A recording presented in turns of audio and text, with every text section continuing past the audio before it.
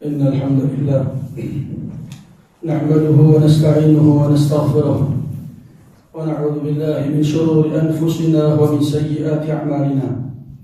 من يهده الله فلا مضل له ومن يضلل فلا هادي له، وأشهد أن لا إله إلا الله وأشهد أن محمدا رسول الله صلى الله عليه وعلى آله وسلم. يا أيها الذين آمنوا اتقوا الله حق تقاته ولا تموتن إلا وأنتم مسلمون. يا أيها الناس اتقوا ربكم الذي خلقكم من نفس واحدة وخلق منها زوجها وبث منهما رجالا كثيرا ونساء، واتقوا الله الذي تساءلون به والأرحام إن الله كان عليكم رقيبا. يا أيها الذين آمنوا اتقوا الله وقولوا قولا سديدا يصلح لكم أعمالكم ويغفر لكم ذنوبكم، ومن يطع الله ورسوله فقد فاز فوزا عظيما. أما بعد، فإن أصدق الحديث كتاب الله، وخير الهدي هدي محمد صلى الله عليه وعلى آله وسلم، وشر الأمور محدثاتها، فإن كل محدثة بدعة وكل بدعة ضلالة. أيها الناس عباد الله, di antara ketentuan Allah Azza wa Jalla untuk hambanya, untuk kaum muslimin, adalah mereka seorang hamba yang tidak selamat dari dosa, yang selalu terjatuh dalam ketergelinciran dan kesalahan. Inilah ketentuan Allah untuk Bani Adam. Qala alaihi salatu wassalam, kullu ibni Adam khata' wa khairul khata'in tawwabun. Semua anak keturunan Adam itu banyak salah, dan sebaik-baik orang yang melakukan kesalahan adalah orang-orang yang bertaubat. Ini adalah ketentuan dari Allah Azza wa Jalla, di mana seorang hamba akan terjatuh dalam kesalahan, terjatuh dalam pelanggaran, melakukan suatu dosa dan kemaksiatan. Dan Allah Azza wa Jalla mengatakan di hadis Al-Qudsi, ya ibadi innakum tukhti'un bil-laili wan-nahar wa ana aghfiru dzunuba jami'an fastaghfiruni aghfir lakum. Kata Allah di hadis yang mulia ini, wahai hamba-hambaku, sesungguhnya kalian melakukan kesalahan baik di waktu malam atau di waktu siang, dan saya adalah Zat yang Maha Pengampun. Mintalah ampun dariku, niscaya saya akan ampuni. Dan Rasul alaihi salatu wassalam mengatakan di hadis Abu Hurairah, kutiba ala ibnu Adam hadduhu minaz zina mudriku dzalik la mahalah. Telah ditulis untuk Bani Adam bagiannya dari zina, dia akan mendapatkan hal itu secara pasti. Kemudian Rasul SAW menjelaskan bahwasanya anggota tubuh ini akan terjatuh dalam dosa. Anggota tubuh ini memiliki bagian dari zina. Sekarang mata atau kedua mata zinanya dengan melihat, kedua tangan zinanya dengan mengambil, kedua kaki zinanya dengan melangkah. Kemudian yang namanya jiwa dan hati berangan-angan, dan yang akan membenarkan hal itu atau mendustakan adalah kemaluan. Ibadallah, dari apa yang telah kita jelaskan, jelas bagi kita bagaimana bahwa seorang muslim itu akan mendapatkan suatu kesalahan, terjatuh dalam suatu dosa. Dan telah disebutkan oleh para ulama, sikap seorang muslim di hadapan dosa itu ada dua. Yang pertama adalah bertaubat kepada Allah Azza wa Jalla, karena bertaubatnya seorang hamba dari dosa adalah hal yang diwajibkan sesuai dengan perintah Allah, wa tubu ila Allah jami'an ayyuhal mu'minun la'allakum tuflihun. Bertaubatlah kepada Allah, wahai sekalian kaum mukminin, jami'an, seluruhnya, la'allakum tuflihun, dengannya kalian akan menjadi orang yang beruntung. Allah Azza wa Jalla mengatakan, ya ayyuhalladzina amanu tubu ila Allah taubatan nasuha. Wahai orang-orang yang beriman, Allah Azza wa Jalla memanggil kaum mukminin karena mereka lah orang-orang yang bisa menerima dan mengamalkan perintah Allah. Bertaubatlah kepada Allah dengan taubat yang nasuh, taubat yang menasihatkan pelakunya, taubat yang menarik pelakunya kepada jalan yang benar dan istiqamah di atas taubat tersebut. Itulah taubatun nasuh, taubat yang terkumpulkan dalamnya syarat-syarat taubat. Dan Rasul alaihi salatu wasallam telah memerintahkan, tubu ila Allah ayuhan nas, fa inni atubu fil yawm akthar min 70 marrah. Wahai sekalian manusia, bertaubatlah kepada Allah, karena Rasul SAW bertaubat dalam satu hari lebih dari 70 kali. Ini suatu hal yang Rasul ingin tampakkan kepada umatnya dari suatu perbuatan yang terpuji, suatu akhlak yang baik, yaitu tatkala seseorang banyak bertaubat kepada Allah dari dosa yang dia ketahui atau dosa yang tidak dia ketahui. Ini tanda seorang mukmin yang tersisa dalam hatinya bentuk ketakwaan dan rasa takut kepada Allah Azza wa Jalla. Ini adalah sikap yang penting yang wajib dimiliki oleh seorang muslim, yaitu dia selalu menjadwalkan untuk dirinya waktu untuk bertaubat di setiap harinya. Karena mau nggak mau seorang muslim akan memiliki bentuk bagaimana dia kurang dalam menegakkan hak Allah Azza wa Jalla. Dan Allah telah jelaskan oleh Rasul alaihi salatu wassalam membentangkan tangannya di waktu siang untuk memberikan taubat bagi pelaku dosa. Demikian juga membentangkan tangannya di waktu malam. Qala alaihi salatu wassalam, innallaha yabsut yadahu bin nahar liyatub musii'ul lail wa yabsutu yadahu bil lail liyatub musii'un nahar hatta tatla' asy-syams min maghribiha. Jadi Allah Azza wa Jalla membentangkan tangannya dalam arti menerima, dalam arti mendorong hambanya untuk bertaubat kepada Allah di waktu siang dibentangkan, supaya mereka nanti di akhir waktu siang, di masa petang yang bersedia berdosa kepada Allah Azza wa Jalla, bertaubat dan kembali kepada Allah. Kata para ulama, maksud dari Allah membentangkan kedua tangannya atau tangannya adalah Allah menerima taubat tersebut. Allah Azza wa Jalla memberikan ganjaran atas taubat tersebut. Bahkan disebutkan di hadis Rasul alaihi salatu wassalam menjelaskan bagaimana bahagianya Allah dengan taubatnya seorang hamba. Sangat berbahagia dalam arti ridha, sangat bahagia dalam arti rela dengan perbuatan tersebut, sebab di mana seorang hamba akan meraih jannah Allah Azza wa Jalla, yaitu tatkala bertaubat kepada Allah. Ibadallah, taubat tersebut memiliki beberapa syarat yang wajib atas seorang muslim yang ingin betul mengedepankan ibadah taubat kepada Allah untuk mengetahuinya. Yang pertama adalah al-iqla', yaitu seseorang selesai dan menjauhi dosa yang telah dia lakukan, berhenti dari dosa yang telah dia lakukan. Ini syarat yang pertama yang wajib dia lakukan. Kemudian yang kedua adalah dia menyesal atas dosa tersebut. Menyesal karena dosa itu menyebabkan kehinaan. Menyesal karena dosa itu menyebabkan tumpuknya dosa, tumpuknya dia punya dosa di sisi Allah Azza wa Jalla. Menyesal karena hal itu bisa menjauhkan dia dari ketaatan kepada Allah. Inilah penyesalan yang diakui. Inilah penyesalan yang disyariatkan. Bukanlah seseorang menyesal dari suatu dosa karena dampak buruk dari dosa tersebut yang dia dapatkan. Pencuri tertangkap dipukul. Orang yang berjudi kemudian rugi. Ini semua dampak buruk. Terkadang orang menyesal kenapa dia berjudi, kenapa dia mencuri. Tapi penyesalannya itu berkaitan dengan dampak buruk yang dia dapatkan di dunia. Dan ini bukan penyesalan yang dianggap. Itu bukan penyesalan yang disyariatkan. Tapi penyesalan yang dianggap adalah tatkala seseorang menyesal dari melakukan kemaksiatan karena itu sebab kehinaan seorang hamba di dunia sebelum di akhirat.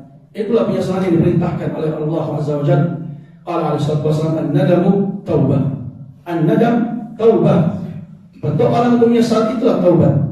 Orang kalau sudah menyesal, tanda dia ingin kebaikan, tanda dia mengingat keagungan Allah Azza wa Jalla. Kemudian dengannya dia terundang untuk terus istiqamah di atas hal itu, yaitu menjauhi kemaksiatan. Jadi yang pertama wajib atas seorang itu berhenti, kemudian dia menyesal, dan ketiga dia azam. Dia azam untuk tidak melakukan kembali dosa tersebut. Dan azam ini salah satu syarat yang sangat penting, di mana itu tanda kejujuran seorang hamba tatkala bertaubat, tidak menyisakan di hati dia keinginan, tidak menyisakan di hati dia hasrat untuk melakukan kemaksiatan. Ini tanda tumbuhnya sebuah keimanan seorang muslim di hatinya. Tatkala ada di hatinya itu azam, tekad untuk tidak mengulangi suatu kemaksiatan. Dia putus semua sarana, semua sebab yang bisa mengantarkan dan bisa mengembalikannya dia kepada dosa tersebut. Ini hal yang sangat penting. Ini 3 syarat dasar dalam bertaubat kepada Allah Azza wa Jalla. Apabila dosa tersebut berkaitan dengan hak seorang hamba, hak sesama muslim, Maka di sana ada syarat yang keempat, yaitu mengembalikan hak tersebut. Karena tidak cukup seseorang bertaubat kepada Allah dalam keadaan kezaliman dan dosanya dia berkaitan dengan hak seorang muslim, dengan hak sesama wajib dia tegakkan, baik itu kehormatan atau hal yang berkaitan dengan uang, itu semua dia tegakkan dan kembalikan kepada pemiliknya. Dan juga di sana ada syarat yang kelima, yaitu syarat yang berkaitan dengan waktu taubat yang diterima. Waktu taubat yang dianggap, yaitu sebelum seseorang menghadap kematian, sebelum dia melihat kematian, maka itulah masa di mana taubat diterima. Akan tetapi tatkala dia telah menyaksikan kematian di hadapan matanya, maka taubatnya dia adalah taubat yang sia-sia. Demikian juga orang tatkala termasuk taubat yang diterima tatkala sebelum terbenam atau terbitnya matahari dari barat. Ibadallah, inilah syarat-syarat taubat, dan inilah sikap pertama seorang muslim dari dosa yang dia terjatuh dalamnya.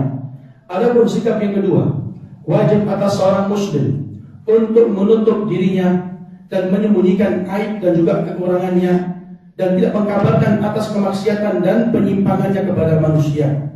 Ini salah satu hal yang sangat penting bagi setiap orang yang terjatuh dalam dosa, untuk menyembunyikan aib tersebut, menyimpan aib tersebut.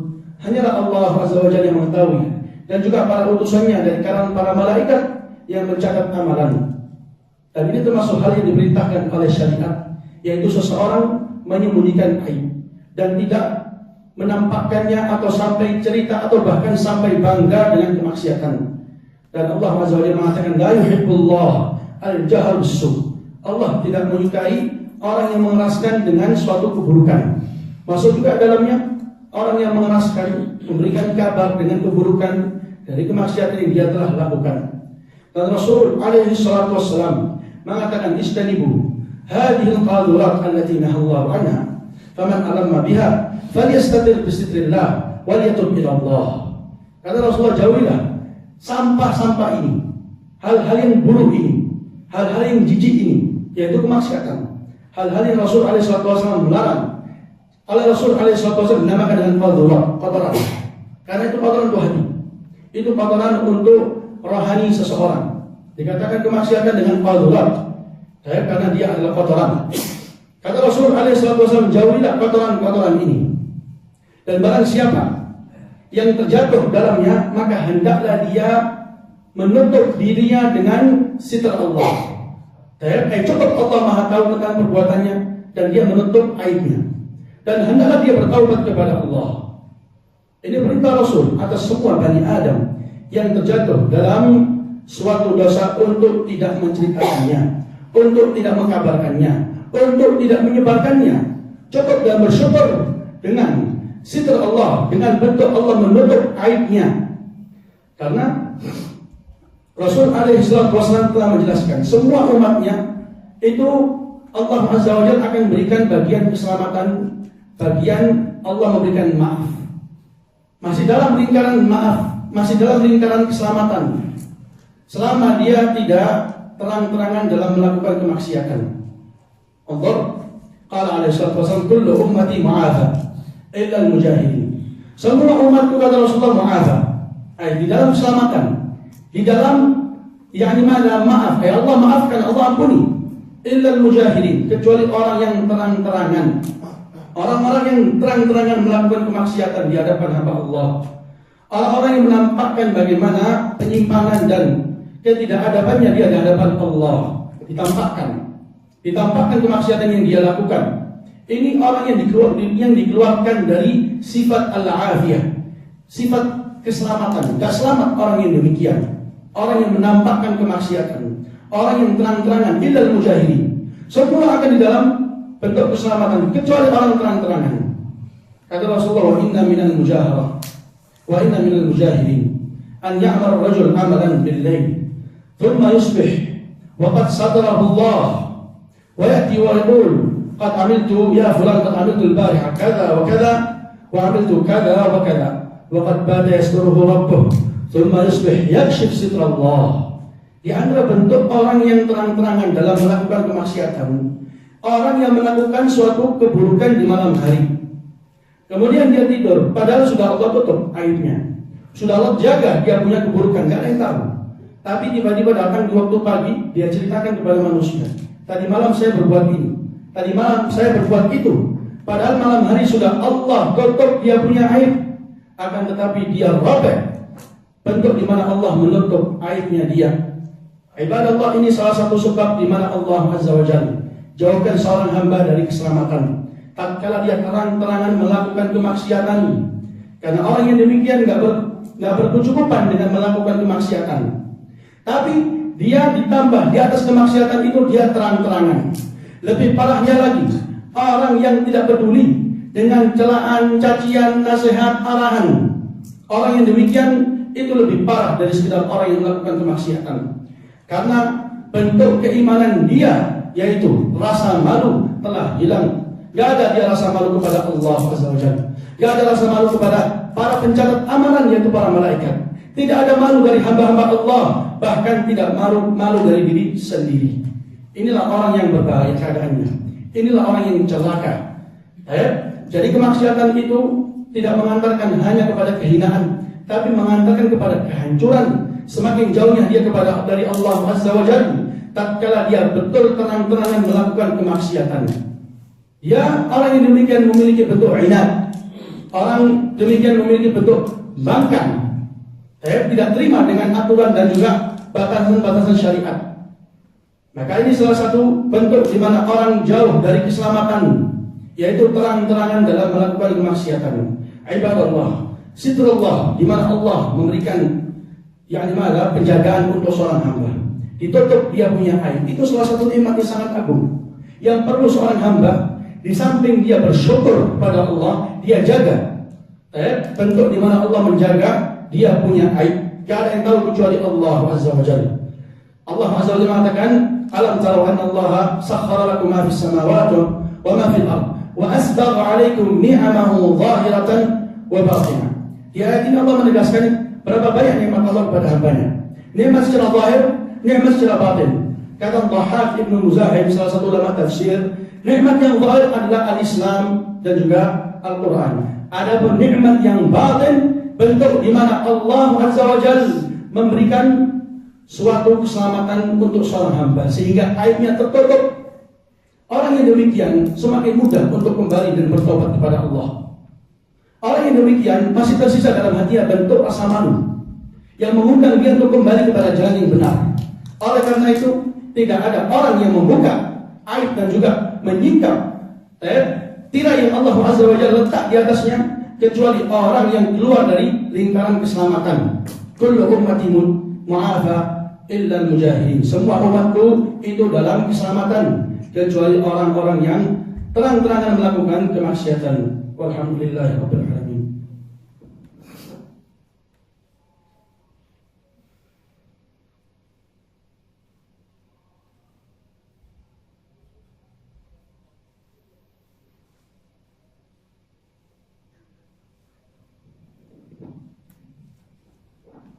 Alhamdulillah ala ihsanih wasyukurillah ala imtinanih wassalatu wassalamu ala rasulillah ad-da'i ila ridwanihi, amma ba'd. Ibadallah, di antara sifat Allah yang mulia adalah Allah maha menutupi dosa seorang hamba. Rasul alaihi salatu wasallam mengatakan, innallaha hayyun sittir yuhibbul haya was sitr fa idza tasala ahadukum falyastatir. Sesungguhnya Allah adalah zat yang maha malu, zat yang maha menutupi suatu aib. Dan Allah juga menyukai rasa malu dan juga bentuk orang menutupi aib. Maka apabila salah seorang di antara kalian mandi, hendaklah dia menutupi auratnya. Di hadis ini, lihat bagaimana Rasul SAW menyebutkan dua sifat yang sangat agung. Yang pertama, rasa malu, yang dimana Allah memerintahkan semua hambanya memiliki rasa malu, sifat yang sangat agung ini. Yang kedua, Allah Azza wa Jalla maha menutupi dosa seorang hamba. Karena tidaklah Allah Azza wa Jalla menutupi dosa seorang hamba di dunia kecuali itu tanda di mana Allah inginkan dari hamba tersebut kebaikan dan juga keselamatan. Tanda seorang itu adalah orang yang berhak mendapatkan sitr, bentuk Allah menutupi aibnya. Lihat bagaimana di hari kiamat Tatkala semua manusia berdiri di hadapan Allah, yauma yaqumun nas li rabbil alamin, hari di mana semua manusia berdiri di hadapan Tuhan alam semesta. Allah menghisab setiap hamba secara khusus. Sampai di sana ada beberapa hamba yang Allah Azza wa Jalla hisab dengan hisab yang sangat ringan. Allah mengatakan satartuha 'alaika fid dunya wa ana aghfiruha laka al-yawm fayu'ta kitab hasanatih. Di mana Allah bersama hamba tersebut menyendiri. Allah tutupi dia. Allah perlihatkan dosa-dosanya. Kemudian Allah mengatakan, satartuha 'alaika fid dunya. Saya telah menutupi dosa-dosa ini darimu di dunia. Maka di hari ini, yaitu hari kiamat, hari di mana seorang hamba murni membutuhkan rahmat Allah. Bahkan Nabi kita Muhammad tidak akan mungkin masuk surga kecuali dengan rahmat Allah. Hari itu di mana orang sangat fakir, sangat membutuhkan kepada rahmat Allah. Allah mengatakan di hari ini saya akan ampuni untukmu, dan diberikan untuk dia kitab catatan amalan kebaikan bagi orang tersebut. Lihat bagaimana Allah Azza wa Jalla tatkala memperlakukan hambanya dengan baik, memuliakan hamba tersebut dengan kebaikan tatkala dia telah diberikan as-sitr. Tidak ada yang tahu keburukan, tidak ada yang tahu dia punya kemaksiatan, karena memang memiliki rasa malu dari Allah Azza wa Jalla, rasa malu dari diri sendiri dan juga manusia. Maka keutamaan tersebut akan dapat orang yang demikian. Dan agama Islam telah memerintahkan kaum muslimin untuk menutup aurat mereka, menutup aib mereka, menutup keburukan mereka, dan juga memerintahkan kaum muslimin untuk menutup aib orang lain dari kalangan muslimin. Tidak dihalalkan atas seorang muslim membuka dan menyingkap dia punya kemaksiatan, demikian juga menyingkap kemaksiatan orang lain. Ini salah satu hal yang perlu diketahui oleh seorang muslim. Lihat Rasul alaihi salatu wassalam mengatakan, man satara musliman satarahullah yaumil qiyamah. Barang siapa yang menutup aib seorang muslim, Allah akan tutup aibnya kelak di hari kiamat. Karena tatkala seorang muslim membuka dan menyingkap aib seorang muslim, keburukannya, kejelekannya, kekejiannya, maka pada hakikatnya orang yang demikian adalah orang yang membantu saudaranya untuk terjatuh dalam kecelakaan, membantu syaitan untuk semakin memburukkan keadaan saudaranya.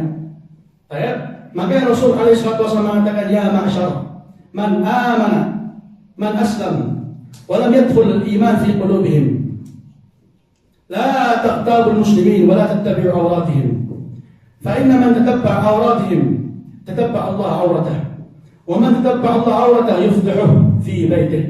Kata Rasul alaihi salatu wasallam, wahai sekalian manusia yang masuk Islam tapi belum masuk iman dalam hati dia.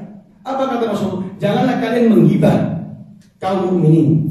Janganlah kalian mencari-cari kesalahan kaum mukminin, mengikuti, dilihat. Karena barang siapa yang mencari-cari kesalahan kaum mukminin, maka Allah akan juga mencari-cari kesalahannya dia. Barang siapa yang Allah ikuti kesalahannya, maka Allah akan singkap, akan Allah tampakkan dia punya kejelekan meskipun dia di dalam rumahnya. Lihat bagaimana Rasul alaihissalam mengancam seorang muslim yang membuka kesalahan orang muslim yang lain, membuka kekejian saudara muslim yang lain. Karena hal ini adalah hal yang dilarang, bukanlah termasuk adab yang baik, bukanlah termasuk seseorang yang memiliki etika yang mulia.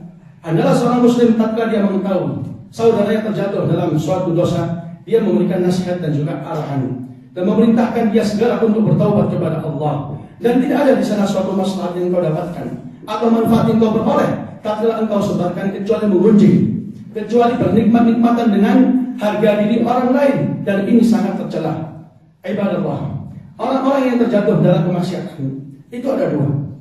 Ada orang mukmin yang terkenal dengan kebaikan dan istiqamah, terkenal dengan lurusnya dia di atas jalan Allah, tapi dia mukmin, dia manusia, dia seorang Bani Adam yang pasti terjatuh dalam suatu kemaksiatan. Jikalau engkau mengetahui kesalahan dia dan engkau telah mengetahui bagaimana keadaannya, maka wajib atas engkau memberikan nasihat dan wajib atas engkau untuk menutup aibnya.